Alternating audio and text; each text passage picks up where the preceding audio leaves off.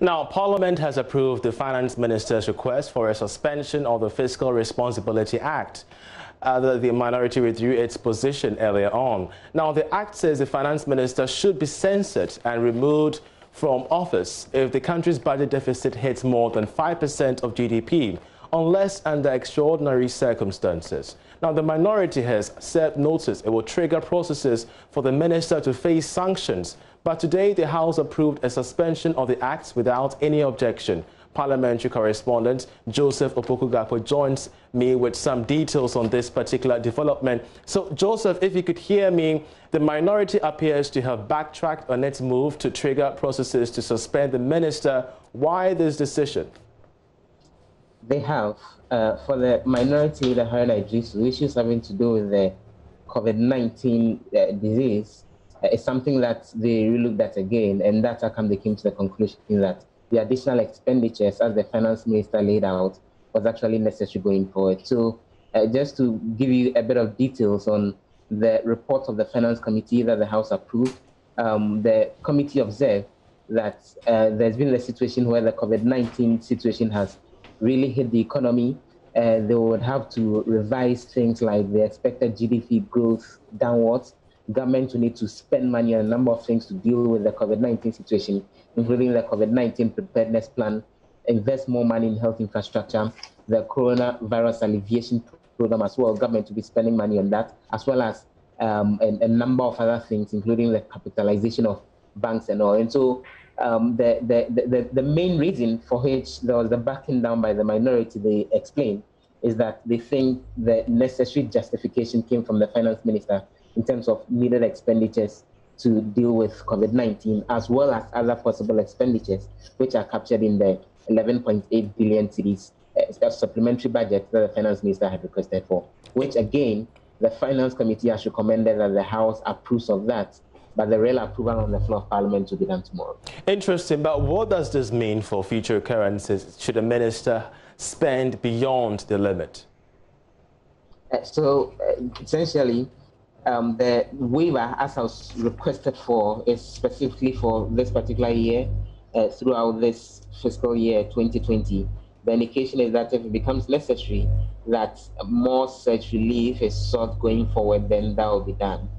But there were concerns that came up from the minority again that latest figures that they've seen from the International Monetary Fund, which they say has actually been confirmed by government, including the Deputy Finance Minister, Kuku Pating, indicates that government actually spent beyond the set 5% as well in terms of the budget deficit last year, that's the 2019 fiscal year, which according to the minority, the High Nigerisu, was actually hidden from the in Parliament until the IMF made the exposure. And so he's been calling for sanctions in that regard, although he's ready to forgive the Minister for Finance when it comes to the said 2020 breach that he claims has actually occurred. But they're asking that the additional expenditures that government is asking for, which is actually a very tall list. I could run you through it if you have a bit of time.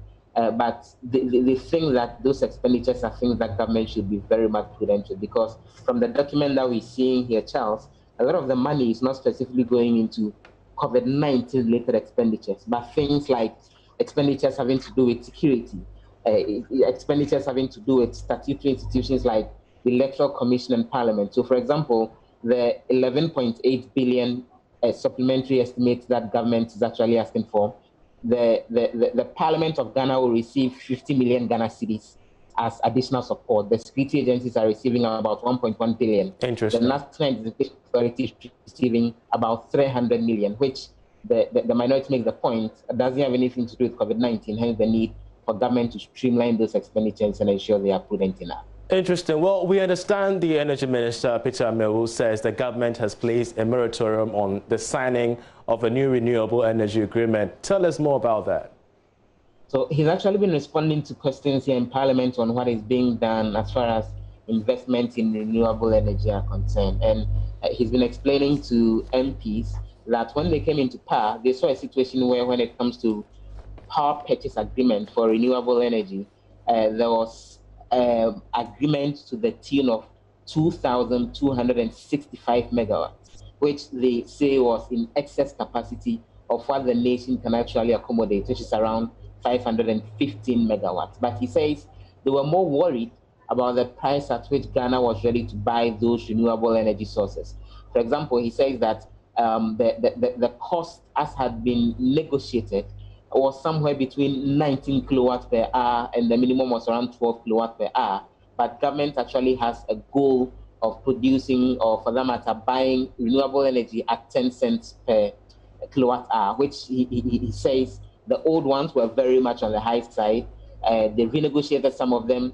They are virtually abandoning some of them. And for now, they won't engage in any negotiation to actually come up with any new power agreement until the current ones that they are working with, they're able to exhaust them to the tune of the 515 megawatts before to consider any other such agreement. But for now, there is a moratorium. Now, Joseph, the former energy minister, we're told, Ernest Kofi Boah, says that the agreement signed then were by the ECG and that he insists that no burden has been placed on government. What informs this particular argument from his side? He makes a very strong argument that when the NDC was in power, they had a projection that by the year 2020, at least 10% of the nation's energy sources will come from renewable energy sources. And he says, based on that, they aggressively went around trying to get a lot of investment in this particular sector locally. In the course of that, they pushed the various institutions, including the ECG, to negotiate for some of those agreements. He makes the point that this administration, the NPP, has actually pushed that projection of at least 10% of renewable energy sources in the country to the year 2030, after abrogating the plans by the NDC to actually ensure that. And he says that's how come they are engaging in some of the renegotiations and all. He says that as far as he's concerned, the ECG and other institutions that led a lot of those deals actually did very good job with the negotiations, and that it's only this government which is not exactly committed to investing in renewable energy sources, which is how come they are doing all these renegotiations and pushing the date for the start of those specific renewable energy agreements a little bit backward. But he says that's very much not in the interest of the country. And he criticizes how come a lot of Ghana's investments over the last 3 years in renewable energy has come from the African Development Bank and the European Union, but nothing substantive has been done locally here in Ghana with state resources from the government of Ghana. Quite a busy day in Parliament. Joseph Opoku-Gapko, we're so grateful for your time here with us and for the updates there from the floor of Parliament. You're still listening to and watching Business Live with me, Charles Aite. We're going for a short break. When we come back, we talk food prices. Do stay.